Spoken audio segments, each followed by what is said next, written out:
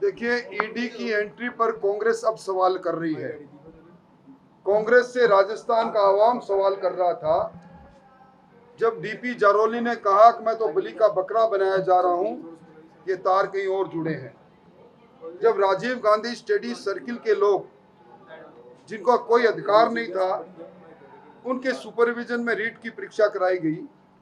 जब बाबूलाल कटारा को मुख्यमंत्री जी नामजद करते हैं, और अब जब बाबूलाल कटारा के लोग ये बयान करते हैं कि 1.5 करोड़ रुपए दे के मैं सदस्य बना, और उसके बाद ब्लैक मनी का सर्कुलेशन सामने आ जाता है। भूपेंद्र जी जो आज फरार है, वो जो सोशल मीडिया संचालित करते हैं मंत्रियों का, तो निश्चित तौर पर अब कांग्रेस इसलिए बुखलाई हुई है कि अब दूध का दूध और पानी का पानी होगा, और असली किरदारों के चेहरे से अब नकाब हटेगा, सारी बात सामने आ जाएगी। आज देश के अंदर संविधान है, और संवैधानिक तौर पर केंद्रीय एजेंसी हो चाहे राज्य की एजेंसी हो, उनकी जांच में बाधा पैदा करने की नीयत के साथ प्रदर्शन और धमकी भरे वक्तव्य देना, मैं समझता हूं ये संघवाद को कमजोर करने की बात है। मुख्यमंत्री जी को ये शोभा नहीं देता। दूसरी बात ये सिद्ध हो गई कि अब किसानों की जमीन की नीलामी पर अब कोई सवाल नहीं बचा। विधानसभा में दर्जनों बार मैंने कहा था कि किसान की जमीन की नीलामी आप डेट रिलीफ एक्ट लाने के का बहाने से रोक नहीं पाओगे।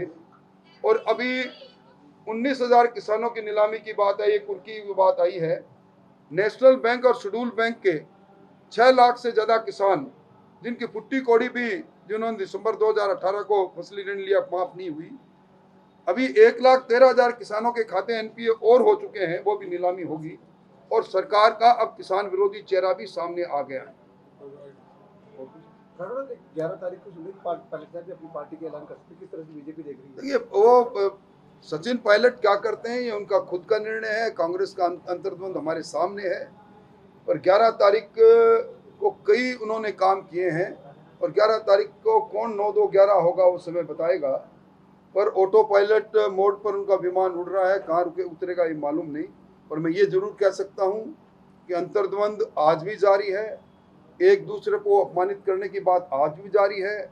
और मुख्यमंत्री जी ईडी की चिंता कर रही है। मुख्यमंत्री जी को उस समय चिंता नहीं हुई जब मुख्यमंत्री जी ने सार्वजनिक मंचों पर कहा कि हमारे विधायकों के पास बहुत बड़ी अकूत धनराशि आई है, उस धनराशि को लौटाए नहीं, जितना खर्च किया उतना वो देने को तैयार हैं। तो उनके मुख्यमंत्री जी के पास सारे सोर्स हैं कि ये सर्कुलेशन ब्लैक मनी का कहाँ हुआ, उन्होंने अपने वक्तों में कई बार कहा। तो अब सारी बातें उनको भी आगे आके ईडी को बतानी चाहिए। कांग्रेस प्रभारी कह रहे हैं कि अब सब कुछ ठीक हो चुका है, सार्वजनिक नहीं करेंगे।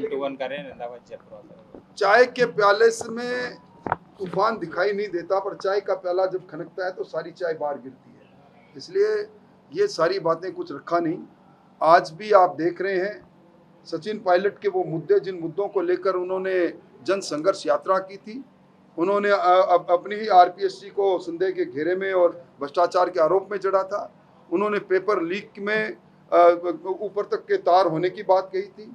और हम तो सचिन पायलट जी ने जो कहा कि असली किरदारों के सामने आने चाहिए पेपर लीक में, उसी काम में ईडी लगी हुई है। मैं तो उनको, सचिन पायलट जी शायद ईडी के इस काम के लिए धन्यवाद भी ईडी को देंगे, क्योंकि उनका वक्तव्य उनका ऐसा ही था।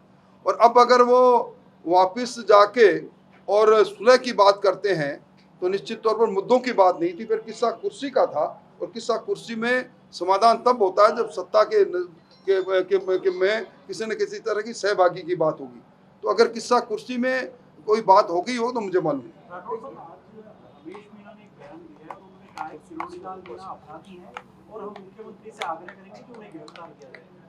अगर रमेश मीणा जी जो मंत्री है, उनके पास कोई प्रमाण है तो निश्चित तौर पर देरी किस बात की है।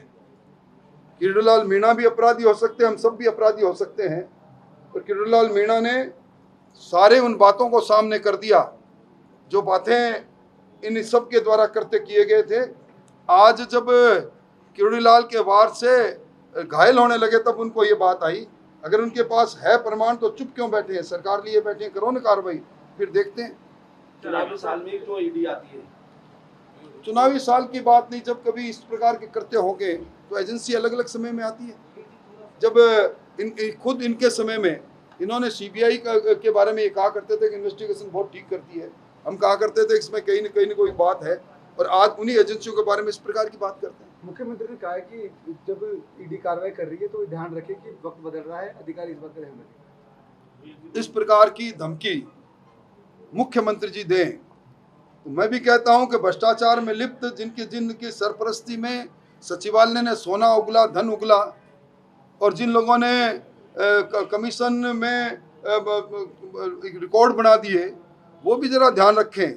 सरकार की सरपरस्ती में अब जो कर रहे हैं वो भी ध्यान रखें कि आने वाला समय बदल रहा है, उनके नाक से भी भ्रष्टाचार का पैसा निकालना हमें आता है।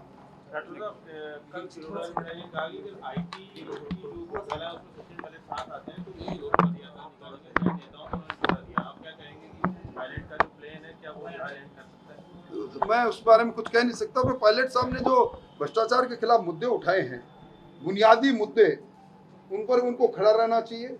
अगर वो उन पर खड़े नहीं रहते तो इसका मतलब है कि वो किस्सा कुर्सी के किरदार ही है। ठीक है।